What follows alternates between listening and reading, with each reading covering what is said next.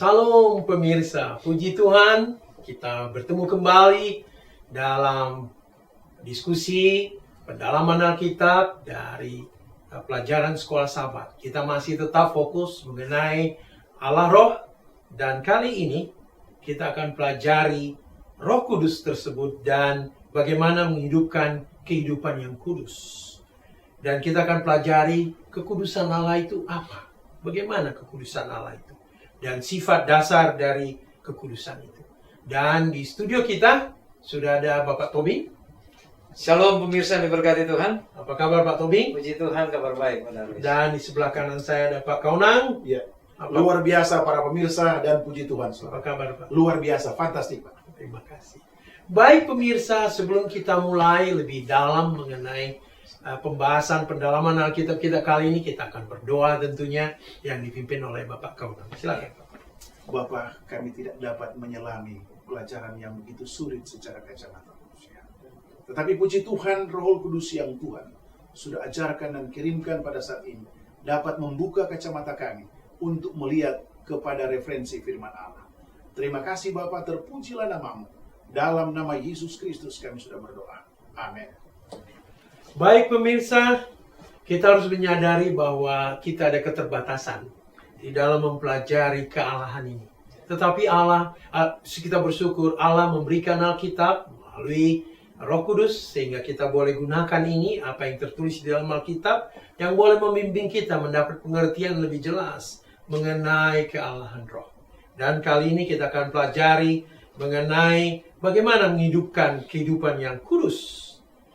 Apa itu kekudusan Allah dan sifat dasarnya, dan bagaimana mengejar kekudusan itu. Mungkin pada awalnya ini kita minta Bapak Tobing untuk memberikan penjelasan secara luas mengenai menghidupkan kehidupan yang kudus. Silakan Pak Tobing. Terima kasih Pak Daris. Pemirsa yang diberkati Tuhan, kalau kita tinjau pelajaran satu minggu ini, kita coba fokus ke ayat yang menjadi inti dari pelajaran satu minggu di 1 Tesalonika 5 ayat 23. Semoga Allah damai sejahtera menguduskan kamu seluruhnya, dan semoga roh, jiwa, dan tubuhmu terpelihara sempurna dengan tak bercacat pada kedatangan Yesus Kristus Tuhan kita. Mengapa kita harus dikuduskan? Mengapa roh, jiwa, tubuh kita harus sempurna tak bercacat pada waktu kedatangan Yesus? Ini menjadi isu penting. Ya, ini menjadi isu penting. Mengapa? Ya, kenapa Tuhan dikatakan semoga Allah damai sejahtera menguduskan kamu seluruhnya? Kenapa ini menjadi penting? Karena satu, Allah itu sendiri kudus. Apapun yang dilakukan, yang dikatakan, yang dikerjakan, itu semua kudus. Mendekati Allah tidak boleh sembarangan karena dia Allah yang kudus. Kita ingat dulu bagaimana Musa pada waktu Tuhan menampakkan diri kepada Musa dalam bentuk api di rumput. Musa harus menanggalkan kasutnya. Ya, gitu. Jadi, mengapa ini menjadi penting? Tugas Roh Kudus lah nanti yang menjadi penolong kita untuk mengantarkan kita kepada kekudusan, kekudusan yang diminta oleh Allah. Seperti apa itu nanti definisi kudus, nanti kita akan pelajari. Satu minggu ini fokus kita adalah kedua sifat Allah, yaitu kasih dan kekudusan. Ya, kasih dan kekudusan, dan tujuan akhir mengapa kita harus dikuduskan, mengapa kita diminta untuk tidak bercacat dan untuk sempurna pada waktu kedatangannya nanti, ingin mengembalikan peta Allah yang semula itu, yaitu kudus. Terima kasih Pak.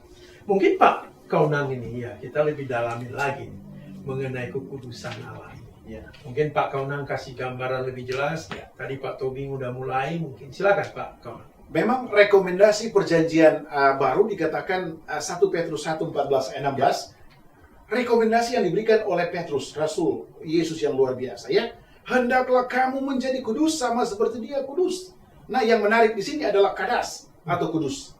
Kita lihat sifat Allah ada 3. Maha hadir, Maha tahu, Maha kuasa. Tetapi tanpa kudus, maka orang akan takut untuk mendekati Allah. Dianggap Allah, wah luar biasa jahatnya, dan sebagainya. Rekomendasi begini. Namun kalau kita lihat definisi tentang kudus dan kekudusan. Yang pertama dikatakan, kudus ini tidak ada dosa. Dipisahkan dari dosa. Yang kedua, kudus ini adalah murni dan baik. Kudus ini tidak dapat dipahami oleh kejeniusan manusia. Yang bisa kita baca adalah menurut kata firman. Mari kita lihat di sini. Bahwa sebuah kualitas, hubungan sama kualitas tingkatan moral, itu meliputi pemisahan dari dosa dan kesetiaan penuh kepada kemuliaan Allah. Jadi Petrus sementara mencuci otak teman-temannya pada zaman itu untuk memahami bahwa kata kita ini tidak dapat menyelami kata kudus ini. Hanya berpusat kepada Allah, kata kudus itu terjadi. Nah, implementasinya kata Petrus adalah untuk supaya mencapai kudus atau kadas dengan cara satu hal. Pertama adalah mempelajari, mengisi. Itulah sebabnya kalau kita baca di Alkitab bukan kata kudus satu kali. Kudus. Berulang-ulang, bukan hanya satu kali. Mengingatkan kita bahwa yang kita sembah, yang kita hormati adalah Allah yang terpisah dari dosa. Itu Pak Danis. Terima kasih Pak. Mungkin Pak Tobing akan menambahkan mengenai kekudusan Allah ini. Silakan Pak. Baik, kekudusan Allah ini ada sifat dasar yang perlu kita pahami. Oke. Supaya kita semakin mengetahui sifat dasar kekudusan itu, pena inspirasi merekomendasikan begini.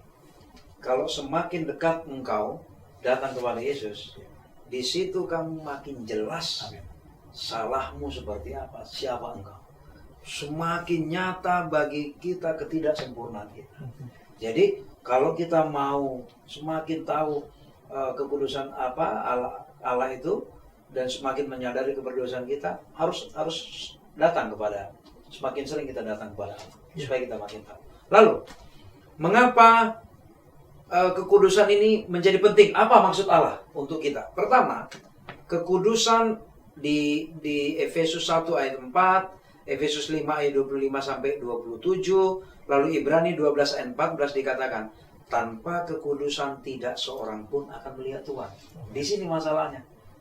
Seandainya kita bisa melihat Tuhan tanpa kekudusan, nggak perlu ini kekudusan. Masalahnya harus lewat kekudusan. Nah, dikatakan sifat dasar kekudusan itu satu, kekudusan adalah karunia Allah dan juga perintahnya. Jadi dua unsur pertama, dia karunia sekaligus perintah. Bukan sebuah pilihan, boleh nggak? Saya boleh tidak? Oh bukan, harus kudus, gitu ya. Baru yang kedua, maksud yang kedua, arti mendasar yang dikaitkan dengan konsep kekudusan, artinya kita dipisahkan, diasingkan. Itu yang disebut kalau dikuduskan itu kita dipisahkan, diasingkan untuk sebuah pelayanan. Ya, di sisi lain, bahwa kudus itu sendiri dikatakan sebuah kualitas moral, ya, sebagai kualitas moral, sebagai sebuah kualitas kepribadian. Lalu poin yang ketiga, menjadi kudus tidak membuat mereka secara etika sempurna atau berdosa, tetapi mengubah mereka agar dapat memulai suatu kehidupan yang murni dengan pola hidup yang kudus. Jadi, yang disebut menjadi kudus itu bukan berarti kita sudah sempurna, bukan berarti secara etika kita sudah tidak percaya, bukan. Tapi kita mendedikasikan diri kepada suatu komitmen, ya, untuk suatu pelayanan yang baru, diasingkan, ya, diasingkan, itu yang dimaksud. Lalu poin yang keempat tadi sudah saya katakan, tanpa kekudusan seorang tidak akan melihat Tuhan. Yang kelima, sifat dasar kekudusan, penyucian atau kekudusan adalah proses seumur hidup. Wow, ini bukan satu malam langsung berubah saya kudus. Bukan. Begitu dibaptis saya langsung kudus. Selesai. Proses. Bukan. Ini adalah sebuah proses yang Seumur berlangsung terus menerus sehingga kita mencapai kesempurnaan. Iya. Ini suatu penjelasan yang luar biasa. Jelas. Ya, jelas sekali. Salam, kami dari ASI Jakarta ingin mengajak saudara-saudari bergabung dengan organisasi ASI Jakarta. ASI adalah singkatan dari Adventist Layman Service and Industry. Adalah sebuah organisasi resmi yang dibentuk oleh Gereja Advent sedunia. Sebagai sarana untuk kita orang awam, apakah profesi saudara sebagai pengusaha, pegawai, profesional, trainer, pengacara, accountant, dokter, maupun perawat, untuk bersama-sama mendukung dan ikut aktif dalam mengabarkan kabar baik di dunia usaha dimanapun profesi Anda masing-masing. Di ASI ini kita dapat juga berbagi pengalaman pada sesama. Bagaimana pekabaran ini dapat sampai kepada orang lain. Dan kita dapat juga membagikan kepada sesama dan komunitas kita perkembangan dunia usaha, pelatihan, kesempatan usaha, sehingga kemajuan dan peluang usaha dapat dibahas bersama untuk kemajuan anggota ASI. Mari bergabung dengan ASI Jakarta. Mari kita bersama membawa pekabaran baik ini di lingkungan profesi kita. Kunjungi website ASI Jakarta. Kami menunggu kehadiran saudara-saudari. Salam. Inilah anakku yang kupilih. Dengarkanlah dia. Itu Mewu.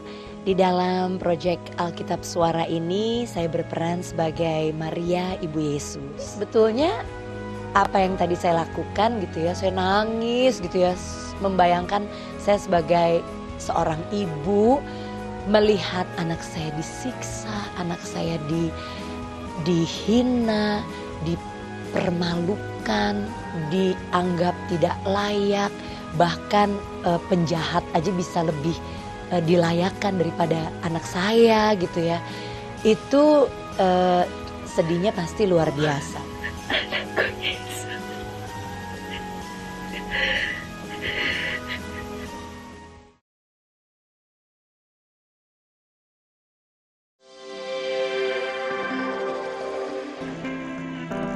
Si Tuanku, janganlah kiranya lampaui hambamu ini. Biarlah diambil air sedikit, basuhlah kakimu, dan duduklah beristirahat di bawah pohon ini. Biarlah ku ambil sepotong roti, supaya Tuhan segar kembali. Kemudian bolehlah Tuhan meneruskan perjalanan. Telah mengaruniakan kepadaku anak yang lain sebagai ganti Habel. Sesuai dengan firman Tuhan, Roma 10 ayat 17, iman itu timbul dari pendengaran, dan pendengaran oleh sabda Kristus.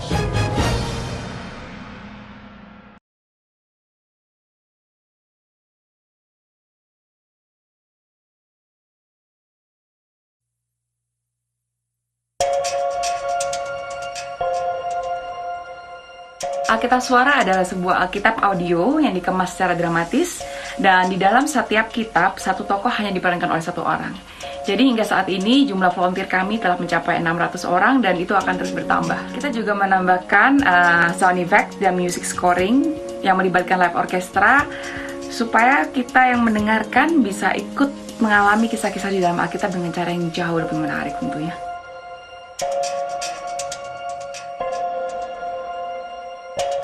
Alkitab Suara bisa Anda dengarkan melalui SoundCloud streaming. Caranya mudah, download aplikasi SoundCloud di gadget Anda melalui Google Play maupun App Store, lalu follow akun kami Alkitab Suara. Selain itu, Anda juga bisa mendapatkannya dalam bentuk CD dan MP3 yang bisa Anda download secara gratis melalui website kami. Mungkin Pak Kaunang memberikan kepada kita bagaimana ini supaya kita betul-betul kudus. Apa agennya, apa caranya. Mungkin ada perantara kita supaya kita betul-betul bisa kudus. Bukan karena apakah ini usaha sendiri atau bagaimana. Silakan. Banyak dibicarakan di Alkitab, ada dua kata kudus yang berhubungan. Ya. Allah yang kudus dan Roh Kudus. Ya. Namun di sini hanya sederhana pemahaman pertanyaan Bapak. Yang berarti bahwa ketika Roh Kudus menolong kita untuk melihat kepada Yesus, kita tidak akan menginginkan dosa. Ini garis bawahi. Bila mana Roh Kudus menuntun saya dan saudara, berarti menuntun kepada Yesus sebagai sumber kebenaran. Dan bukan main-main lagi, Pak. Jadi memang proses tadi kita sudah katakan, pecahkan ada dua hal. Kalau kita masih melihat Roh Kudus tapi melirik ke belakang, seperti istri Lot, berarti finalnya binasa, Pak. Nah, kesimpulan di sini dikatakan bahwa, namun melalui melihat kepada Yesus kita akan dikuatkan dan dapat hidup dalam kemenangan. Ada sinergi poin di sini, Pak. Ya. Kita ulang-ulang lagi. Fungsi Roh Kudus adalah mengangkat pandangan kita untuk melihat jalan yang Yesus sementara tempuh. Kebenaran yang sementara Yesus ajarkan. Dan kehidupan atau lifestyle yang Yesus sementara lakukan setiap saat pada zaman Yesus hidup.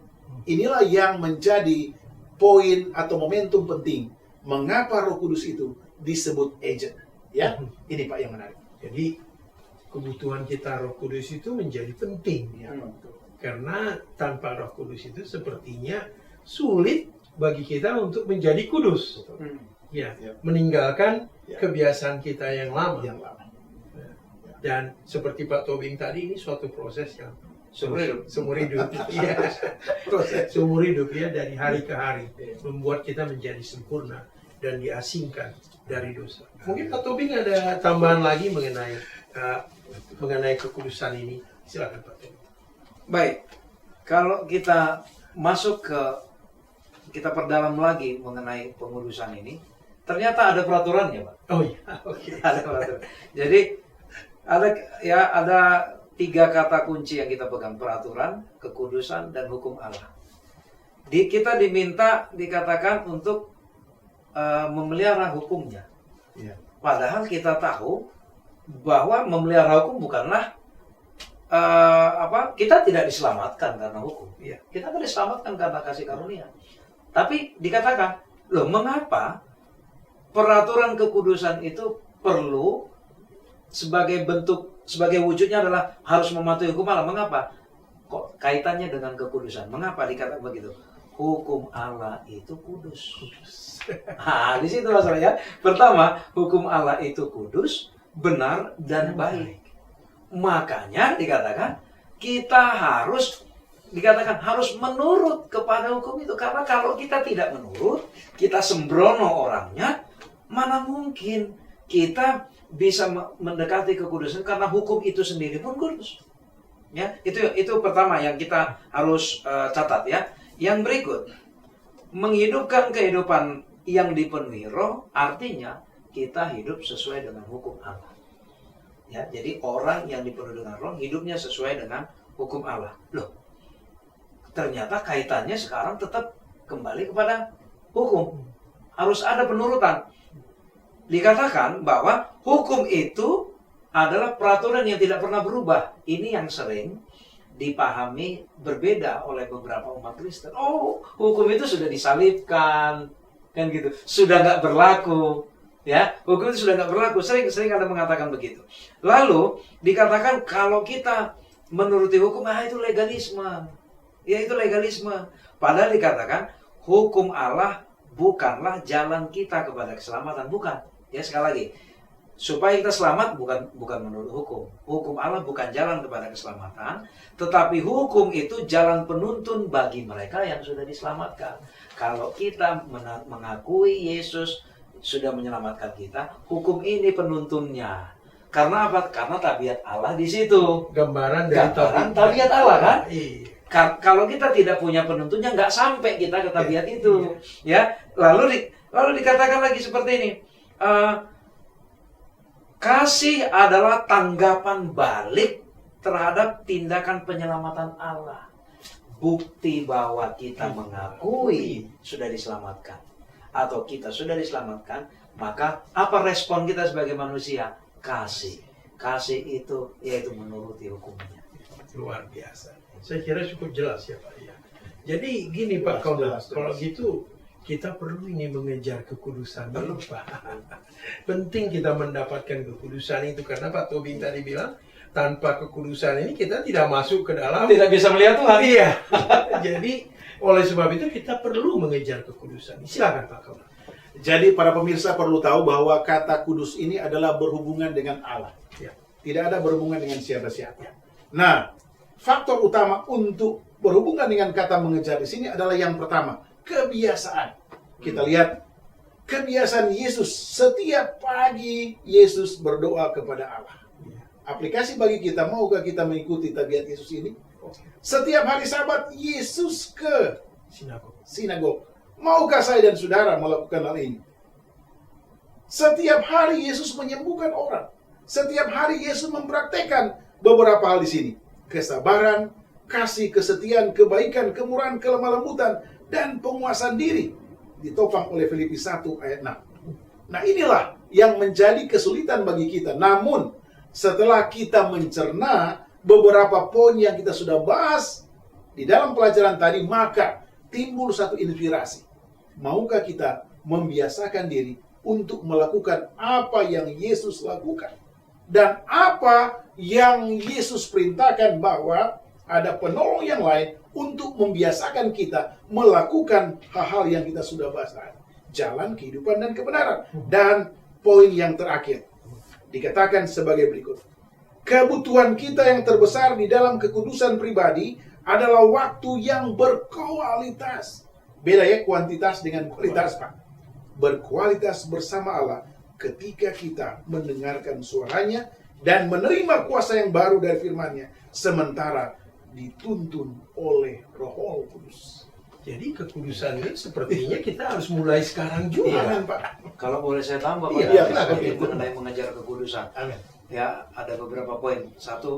Dua poin tadi juga sudah disampaikan Pak Kaulang. Amin. Pertama, yang kita harus ingat, kekudusan itu prasyarat. Ya. Itu prasyarat, requirement, ya prasyarat. Ya, prasyarat. Lalu kedua tadi sudah disampaikan, kalau mau mengejar kekudusan, bangunlah kebiasaan baru untuk membentuk tabiat. Karena dikatakan yang kita bawa ke surga hanya tabiat. Nggak ada yang lain. Yang lain itu tinggal, hanya tabiat yang kita bawa. Ya. Yang ketiga katanya, ini pukulan bagi kita, bagi saya pribadi, saya rasa. Dikatakan bisa saja kita terlihat sibuk melakukan pekerjaan Allah. Bisa saja. Ya dikatakan begitu. Tapi kita lupa, kita pada waktu mengerjakan pekerjaan Allah itu kita tidak berdoa, tidak menyerahkan itu. Jadi dikatakan Anda terlalu sibuk menjadi orang Kristen, tapi Anda tidak mengejar kekudusan. Sibuk dalam pelayanan, tapi tidak di dalam roh. Ini berat ini bagi saya waktu membaca itu. Lalu yang keempat, seperti di pelajaran sebelumnya juga, kita bisa jadi melihat ada keberhasilan di dalam sejarah hidup kita. Saya berhasil. Lalu kita mulai lupa bahwa itu adalah karena kuasa kita, gitu ya, karena kuasa kita.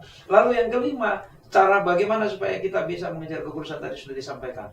Alokasikan waktu saat, kalau dalam bahasa rohaninya sini, pilih saat teduh. Pada saat supaya di situ izinkan Allah berbicara kepada kita. Jangan hanya engkau berbicara kepada Allah, tapi izinkan Allah berbicara kepada kita supaya kita bisa dibawa Allah benar-benar ke standar kekudusannya. Luar biasa. Saya kira masalah waktu ini yang harus kita mau mendedikasikan waktu untuk Tuhan. Ya. Mungkin kesibukan kita ini di Jakarta, kesibukan pekerjaan, apa semuanya, sehingga kita lupa. Ya. Tapi ini ingin mengejar kekudusan, kita harus alokasikan waktu kita dengan sungguh-sungguh untuk Tuhan. Salam pemirsa, kami dari ASI Jakarta mengundang semua anggota ASI Jakarta untuk berpartisipasi dalam memberikan pekabaran ini kepada semua orang. Jika saudara mempunyai pengalaman yang menarik di dalam mengabarkan kebenaran ini kepada orang lain, kami mengundang untuk menghubungi ASI Jakarta sehingga kita boleh rekam semua pengalaman yang menarik ini dan boleh kita siarkan melalui saluran TV DKI Conference. Dengan demikian maka kesaksian itu boleh didengar dan dilihat orang lain. Sehingga orang lain juga boleh tertarik untuk ikut aktif di dalam mengabarkan kebenaran ini. Kunjungi website kami ASI Jakarta dan kirimkan semua apa yang menarik yang boleh kita beritakan di dalam pekabaran ini. Terima kasih atas partisipasi Anda. Salam. Inilah anakku yang kupilih. Dengarkanlah dia. Itu Mewu. Di dalam proyek Alkitab Suara ini saya berperan sebagai Maria Ibu Yesus. Betulnya apa yang tadi saya lakukan gitu ya, saya nangis gitu ya, membayangkan saya sebagai seorang ibu melihat anak saya disiksa, anak saya dihina, dipermalukan, dianggap tidak layak, bahkan penjahat aja bisa lebih dilayakkan daripada anak saya gitu ya. Itu sedihnya pasti luar biasa. Anakku Yesus.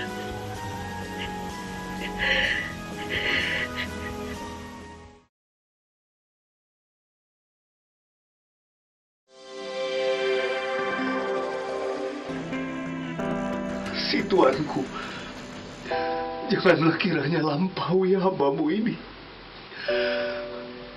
Biarlah diambil air sedikit, basuhlah kakimu, dan duduklah beristirahat di bawah pohon ini. Biarlah ku ambil sepotong roti, supaya Tuhan segar kembali. Kemudian, bolehlah Tuhan meneruskan perjalanan. Telah mengaruniakan kepadaku anak yang lain sebagai ganti Habel. Sesuai dengan firman Tuhan, Roma 10 ayat 17, iman itu timbul dari pendengaran, dan pendengaran oleh sabda Kristus.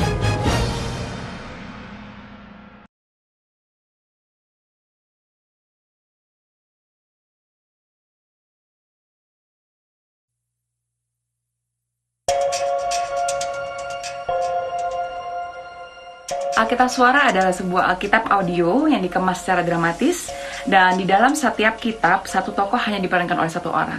Jadi hingga saat ini jumlah volunteer kami telah mencapai 600 orang dan itu akan terus bertambah. Kita juga menambahkan sound effect dan music scoring yang melibatkan live orchestra, supaya kita yang mendengarkan bisa ikut mengalami kisah-kisah di dalam Alkitab dengan cara yang jauh lebih menarik tentunya.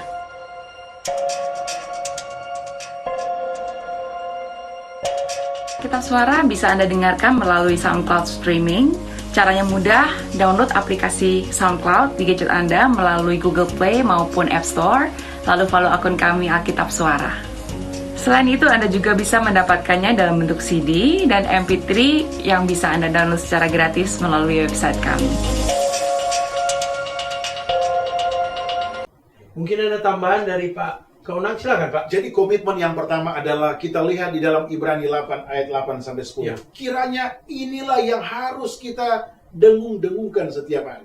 Aku akan menaruh hukumku dalam akal budi mereka, termasuk para pemirsa dan kita bertiga. Dan mereka akan menjadi apa? Umatku. Ditambahkan dalam Ibrani 12 ayat 10, Roh Kudus menuliskan hukumnya di hati saya dan saudara dan pikiran kita. Betapa sebuah kesempatan yang suci bagi kita. Dan rekomendasi terakhir, supaya kita beroleh bagian dalam apa? Kekudusannya, yang kita nyatakan dengan apa? Penuh kasih kepada hukumnya dalam bentuk penurutan.